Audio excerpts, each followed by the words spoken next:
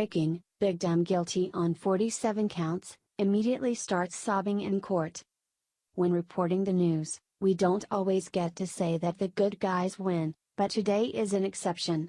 We can report that the people have won at least one battle with the misconduct of power-hungry politicians, and we will be a little safer for it. The politician is Mayor Ed Pawlowski from Allentown, Pennsylvania, and the details of his case will make you very happy that he'll soon be behind bars. It's always sad on a human level when someone has to be imprisoned.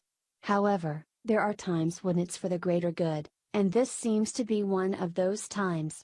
Pawlowski was found guilty of almost 50 corruption charges and could face decades in prison for his less than legal activities.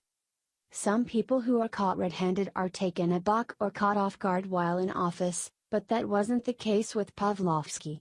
He knew that this indictment would be coming down before his last election, but he decided to run anyway. The money was favorable, so he decided to gamble with it. Morning Call reports that this calls an end to his 12-year career in politics.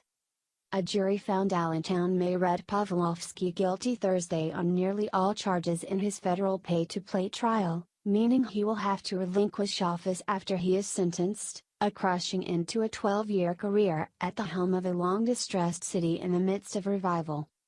He was found guilty of conspiracy and multiple counts of bribery, attempted extortion, false statements to federal officials, honest services fraud, mail fraud and wire fraud. All are felonies and some of the counts carry a penalty of up to 20 years in prison, although his actual sentence is likely to be shorter. Pawlowski remains free on bond. No sentencing date has been set. Pawlowski's co-defendant, Allentown lawyer Scott Allenson, also was convicted, on 2 counts of conspiracy and bribery. Pawlowski's head sank as the verdict was read one count at a time, and later cried as his mother-in-law consoled him. His wife, Lisa, closed her eyes as the guilty counts mounted, then left the courtroom crying. Shortly after 6 p.m. she collapsed just outside the doors and was treated in a conference room, but recovered and later left the courthouse with her husband. Pawlowski's attorney, Jack McMahon, briefly left the courtroom, then returned and shook hands with FBI Special Agent Scott Curtis. Good job," McMahon said. Assistant U.S. Attorney Anthony Zaharak said he and his co-prosecutor, Michelle Morgan, were thrilled with the outcome. They added that Pawlowski should do the right thing. Asked if that meant the mayor should resign, Zaharak declined to elaborate. The verdict should send a message to every official in Pennsylvania, he said. This type of behavior is not acceptable, Zaharak said. If they don't have it of their own mind to think this is unacceptable, we will be watching, and the FBI will be doing investigations and will root out corruption. The disturbing part of this case is that when you read it, it's almost like they consider the whole thing to be a game. Sometimes you win, sometimes you lose. In this case, Pawlowski overplayed his hand. That's not how most of us see our politicians though. We consider it to be of the utmost importance for our elected officials to do for us what we should do if we were there. The reason we elect based on a majority is in hopes that the people we communally decide on will do what's best for the community. Maybe we won't always agree with them, but as long as it's someone's best effort, we can overlook some of it. What we can't ignore is the continued exploitation of one's position for personal gain. Yes, we feel bad for a man who sobs, and for his wife while she collapses at the idea of living out the rest of her life without him. But we also feel bad for the people of his constituency who he stabbed in the back. We can't let feelings run the show, and there has to be an adherence to the law. Otherwise, we have anarchy. Here are more details from our source about Pawlowski's case.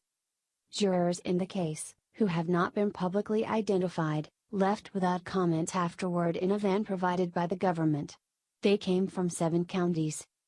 McMahon said he plans to pursue motions asking Sanchez to overturn the convictions on the basis of insufficient evidence, requests that both Pawlowski and Allenson made at the conclusion of the government's case.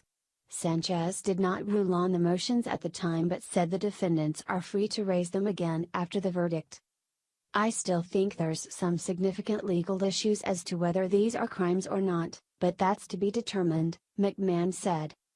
Weber said Pawlowski is likely to face 5-10 years in prison under federal sentencing guidelines. Under that system, additional points are added for aggravating circumstances and extend a defendant's sentence.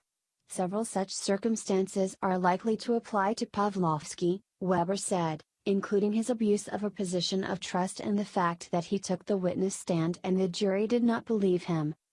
Multiple witnesses, developers, engineers, political operatives, city hall staffers and former members of the mayor's cabinet, testified about Pawlowski's unsuccessful campaigns for governor and U.S. Senate, his focus on raising money to prove himself a viable candidate and pressure placed on city officials to benefit people who helped fill his war chest.